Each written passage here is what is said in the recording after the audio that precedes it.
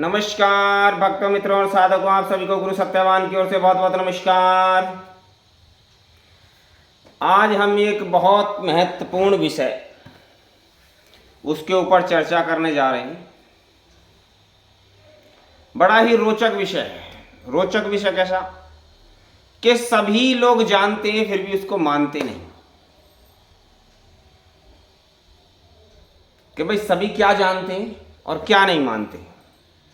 सभी लोग जानते हैं कि मृत्यु एक परम सत्य है, फिर भी उसको स्वीकार करने को तैयार नहीं हो रही कि मृत्यु आएगी।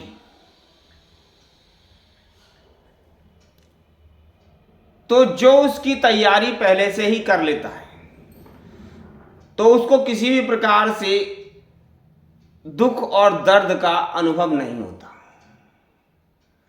जो हमारा आध्यात्मिक क्षेत्र है वह पूर्ण ढंग से इसी पर आधारित है कि जीवन को जीने की कला और मृत्यु को पाने की कला।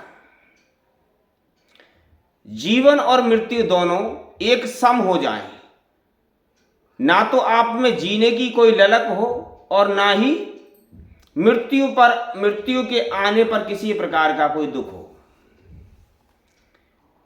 तो यही हमारे आध्यात्म की विशेषता है कि उस मनुष्य अंदर इस प्रकार की शक्तियां उत्पन्न हो जाती हैं कि उसे जीवन और मृत्यु दोनों एक ही समान लगने लग जाते हैं।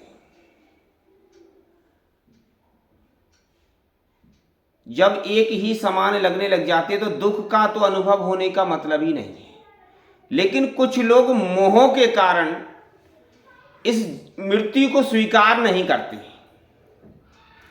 और अंतिम समय पर जब क्या होता है, उनको बार बार यही घटनाएं, यही चीजें उनको याद आती रहती है कि मुझे इससे मिलना है, मेरा ये छूट जाएगा, मेरा घर छूट जाएगा, मेरा परिवार छूट जाएगा, मेरे बच्चों का क्या होगा, इसका क्या होगा, उसका क्या होगा। इसी प्रकार से वह लगा रहता है। परंतु मृत्यु तो आकर के रहेगी, ये रुकने वाली नहीं है। और जो आज आपको एक समय मिला, उस समय का सदुपयोग करना है। किसी और के लिए नहीं, स्वयं के लिए करना है। स्वयं के लिए आप उन शब्दों, उस शक्ति का प्रयोग करें, उस समय का प्रयोग करें कि मैं किस प्रकार से अपने जीवन को उद्धार कर सकूं, जीवन का उद्धार कर सकूं। मैं समझ सकूं कि किस प्रकार से इस आवाजाही से मैं बच जाऊं और जिस समय पर मैं संसार को छोड़ के जाऊं और उस समय पर भी मुझे किसी प्रकार का कोई कष्ट अनुभव ना हो। तो उसके लिए उसको विशेष तैयारी करनी होगी,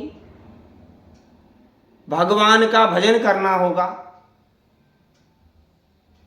जब वो भगवान का निरंतर भजन करेगा तो उसका मन सिर्फ भगवान और परमात्मा में ही रम जाएगा।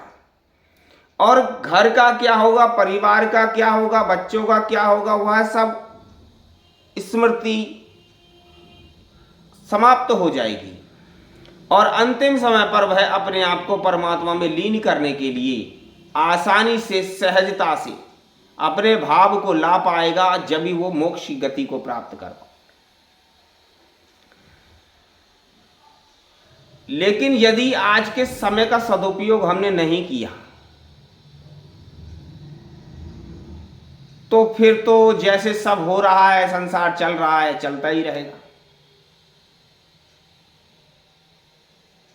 आप लोग फिर आएंगे, फिर जाएंगे। आज जैसा अच्छा समय आपको कभी मिल पाया इस तैयारी को करने के लिए कि आगे नहीं मिल पाया, कुछ कहा नहीं जा सकता, क्योंकि समय और परिस्थितियां बदलती रहती हैं।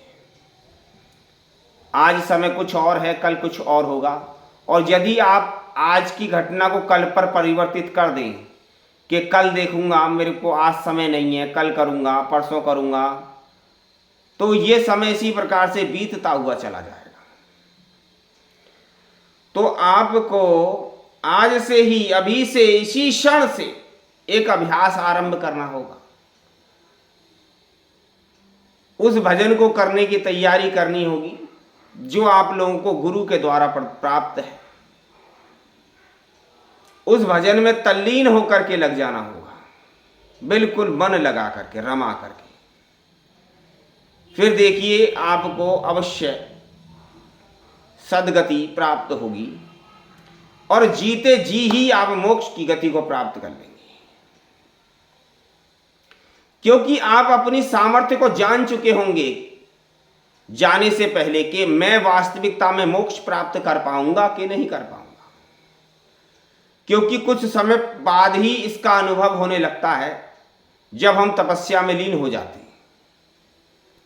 तो आप लोगों को भी इसी प्रकार से अनुभव होने लगेगा जब आप तपस्या में लीन होंगे।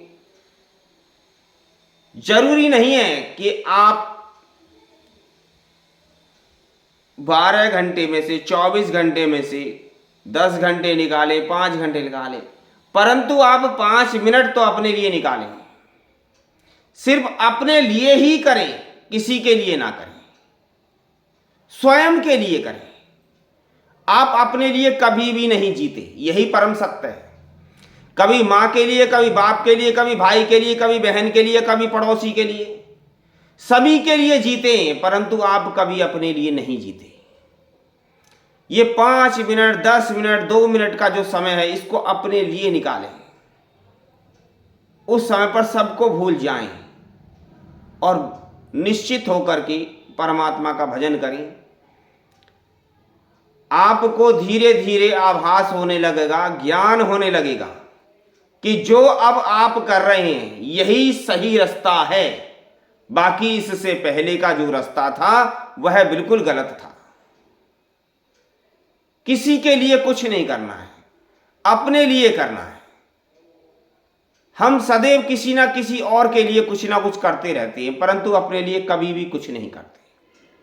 तो जो कुछ भी करना है बस अब आपको अपने लिए ही करना है। 2 मिनट का समय अपने लिए निकालें, किसी के लिए नहीं। उसमें कोई भी इंटरफेयर ना करें, वह आपका बिल्कुल पर्सनल समय हो। यही मुख्य विशेष बात आपको समझानी थी, जिसको आप बेहतरीन तरीके से समझ गए होंगे। यही जीवन को जीने की कला है। नमः शिवाय। शिव गुरु की सदा ही जय हो, सदा ही जय हो, सदा ही जय हो।